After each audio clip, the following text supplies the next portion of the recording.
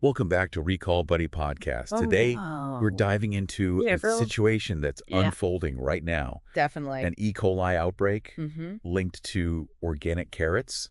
And Well, before yeah. carrots, really. Yeah. This recall is serious business. Uh-huh.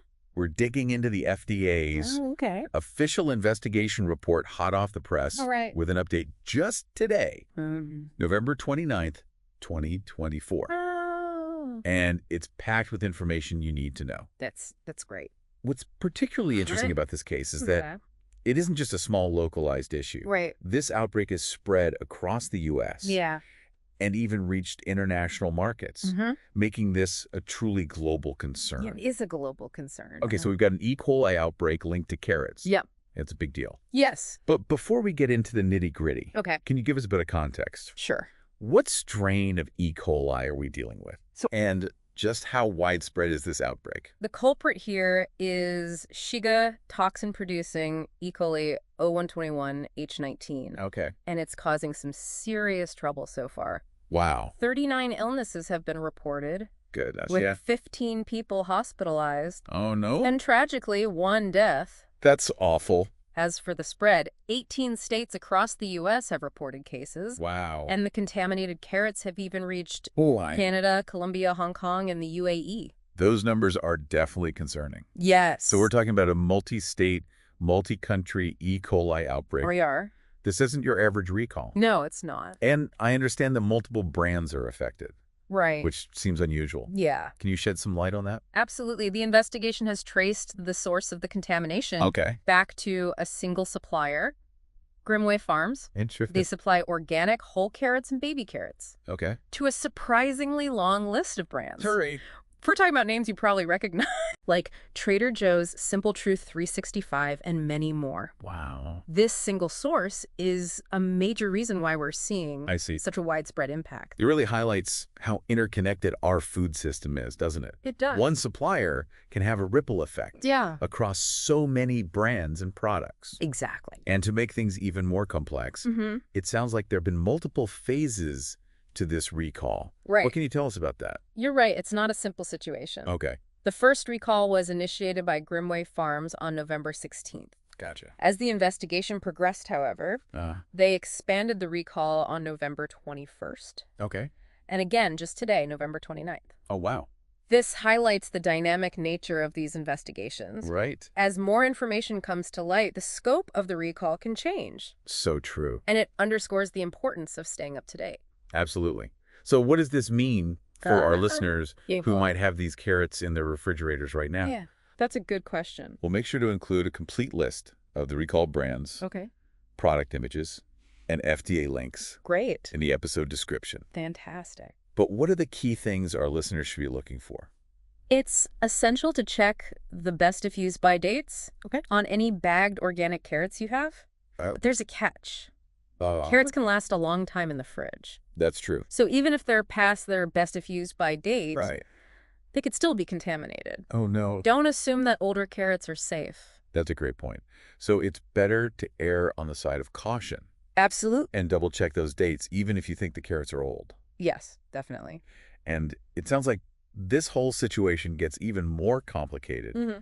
with something called secondary recalls. Right. What are those? No. And how do they factor into this outbreak? Secondary recalls occur when companies that use Grimmway Farms carrots Okay.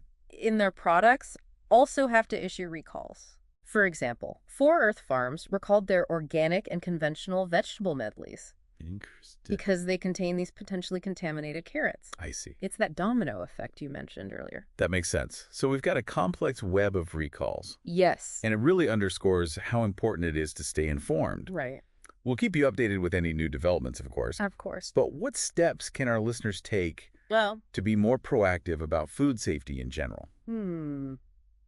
that's a good question. This outbreak feels like a wake-up call. Yeah, I think it is a good reminder that we all have a role to Yeah. play in food safety. Okay. First and foremost, Uh-huh. I highly recommend subscribing to recall alerts Oh, yeah. from the FDA and the CDC. Okay. They have email lists and even apps Oh. that notify you about recalls as soon as they're announced. Those alerts are a game changer. They are. No more digging through websites or relying on chance encounters with news articles. But knowing about a recall is only half the battle, right? Right. What can we do at home to minimize the risk of contamination Well, in the first place? you're absolutely right. Safe food handling practices are crucial. Okay.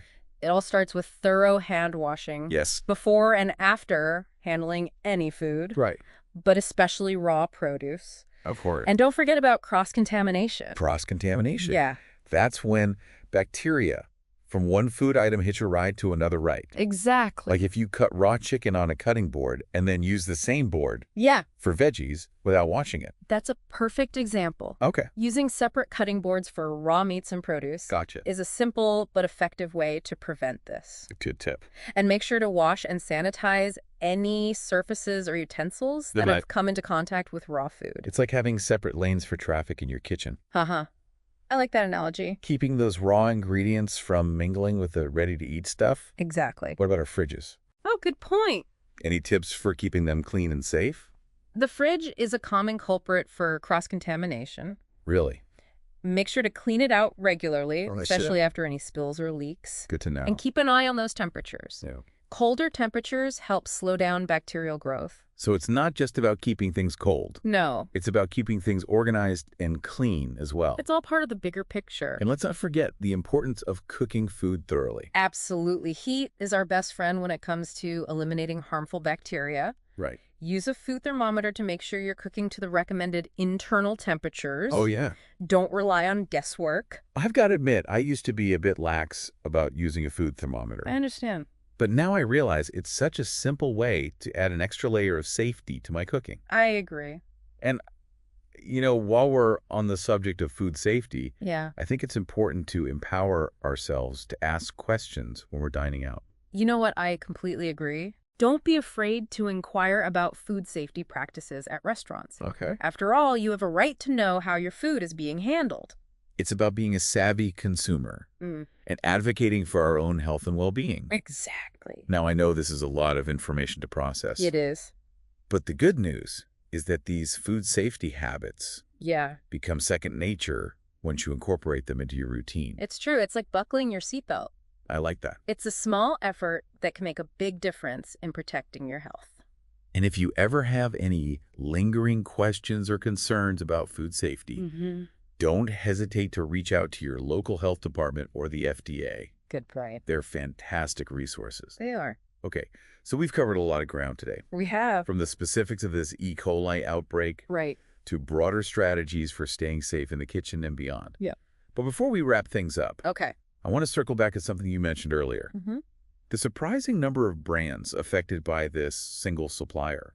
Right. What are the bigger implications of that? That's a great point. And what does it tell us about the state of our food system? It's a great point. This outbreak really highlights Yeah. the consolidation of the food supply chain. Okay. While having a few large suppliers can increase efficiency, Uh-huh. it also creates vulnerabilities. I see. If there's contamination at one point in the chain, Yeah. the impact can be widespread, as we're seeing with this recall. So it's a double-edged sword. It is. On one hand, it can streamline production and potentially lower costs. Right. But on the other hand, it concentrates the risk. Exactly. What steps can we take as consumers to address these systemic vulnerabilities? That's the million-dollar question. Is it all about individual vigilance? Well, Or is there a role for collective action? it's a complex issue, and there's no easy solution. Right. Individual actions like staying informed and practicing safe food handling are incredibly important, Of course. but they're only part of the equation. We also need to advocate for stronger food safety regulations, Yeah. support sustainable and diversified farming practices, Gotcha. and hold food producers accountable for their practices. So it's about taking responsibility for our own health while also pushing for systemic change. Absolutely. It's about voting with our dollars. Yes. Supporting companies that prioritize transparency and safety, and engaging in dialogue about how to build a more resilient and equitable food system. I couldn't agree more. These are big, complex issues, They are. and they're not going to be solved overnight. No. But this outbreak serves as a powerful reminder Right. that food safety is a collective responsibility. It is. We're all in this together, from the farmers to the processors to the consumers. I couldn't agree more. We need to think about food safety as a shared value. Absolutely. a commitment to protecting ourselves, our communities, and future generations. That's a great way to put it. This outbreak is an opportunity to learn to adapt and to advocate for a safer and more sustainable food system for everyone. It's been a real deep dive into this E. coli outbreak, It has. and it really emphasizes that food safety is a shared responsibility. Absolutely. Thanks for sticking with us through all the details and insights. Yeah, it's been great to have this conversation. We've covered a lot of ground today, We have. from the widespread impact of this outbreak and the domino effect of recalls to proactive steps we can all take to stay safe. Absolutely. It's been a fascinating discussion. And as we've discussed, it's not just about individual actions, but also about advocating for systemic change in our food system. You got it. Absolutely. Well- But before we sign off, Okay. I want to remind everyone that we've compiled a treasure trove of resources in the episode description. Oh, that's right. You'll find a full list of the recalled brands, product images, and links to those official FDA announcements. It's all there. It's your one-stop shop for all the information you need to stay informed and protect yourself. So head down to the episode description, bookmark it, and share it with your friends and family. Spread the word. Let's spread the word about food safety and work together to build a more resilient and transparent food system. I think that's a great goal. Thanks for joining us on this deep dive. It's been a pleasure. Thank you for listening to Recall Buddy Podcast.